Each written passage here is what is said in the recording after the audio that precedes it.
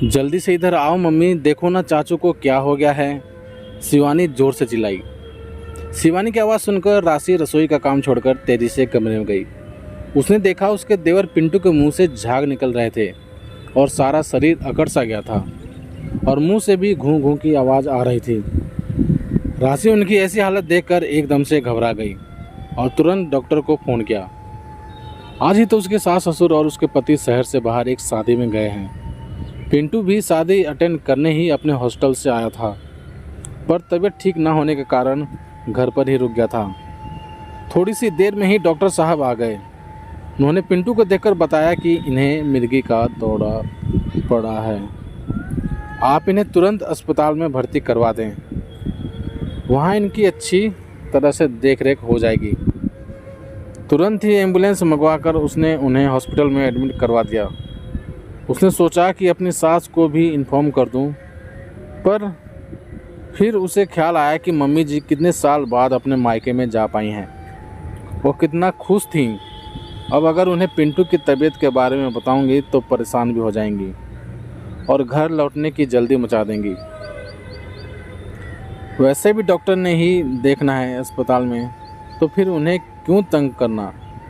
यही सोचकर उसने ना बताने का ही फैसला लिया। अब उसका एक पैर हॉस्पिटल में तो एक पैर घर में होता। 3 दिन बाद उसके देवर को छुट्टी मिली। उसी दिन उसके सास ससुर और पति भी शादी से वापस आ गए। राशि ने उन्हें सारा किस्सा सुनाया और फिर वो उनके लिए चाय नाश्ता बनाने चली गई। वह भी थोड़ी दूर ही गई थी कि अपनी सास की आवाज़ उसके कानों में सुनाई पड़ी, जो उसके पति से कह रही थी कि जो बात आज तक राशि से छुपा कर रखी कि पिंटू को मिर्गी के दौरे पड़ते हैं, वो बात भी आज राशि को पता चल गई।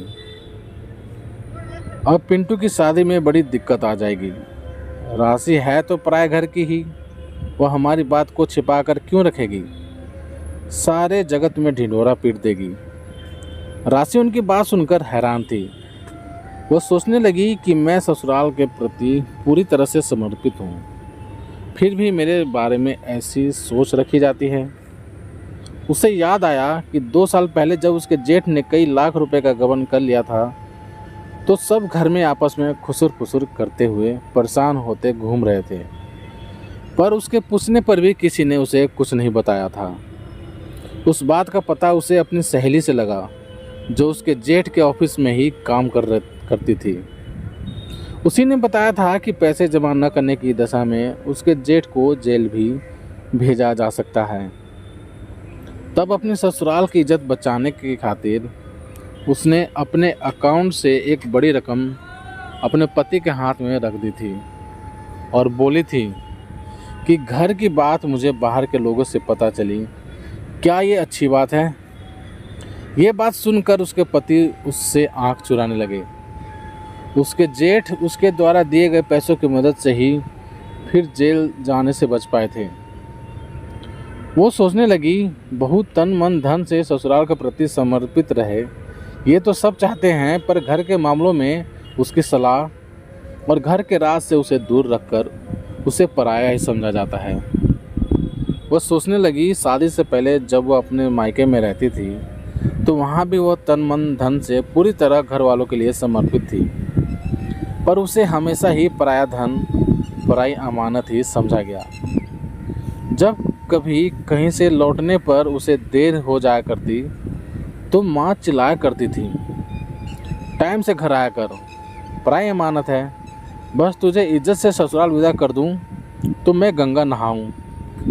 किसी शौक को पूरा करने की बात कहती तो माँ कहती थी, अपने ससुराल जाकर करना अपने शौक पूरे, वही तेरा असली घर है।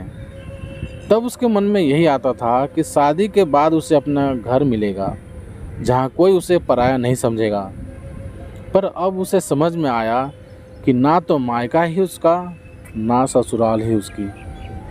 पर उसने अपने मन में दृढ़ निश्चय कर लिया था कि वो अपनी बेटी को कभी भी पराई अमानत समझकर नहीं पालेगी, उसके सारे शौक भी पूरे करेगी। उसके शादी के बाद भी उसके लिए मायके को पराया भी नहीं होने देगी। अरे चाय बन रही है या बीरबल की खिचड़ी। अपने पति की आवाज़ सुनकर राशि की तंद्रा भंग हुई और वो अभी लाई कहकर चाय कप में डालने लगी। दोस्तों, आप सभी का इस कहानी के बारे में क्या राय है, प्लीज़ कमेंट करके हमें ज़रूर बताना।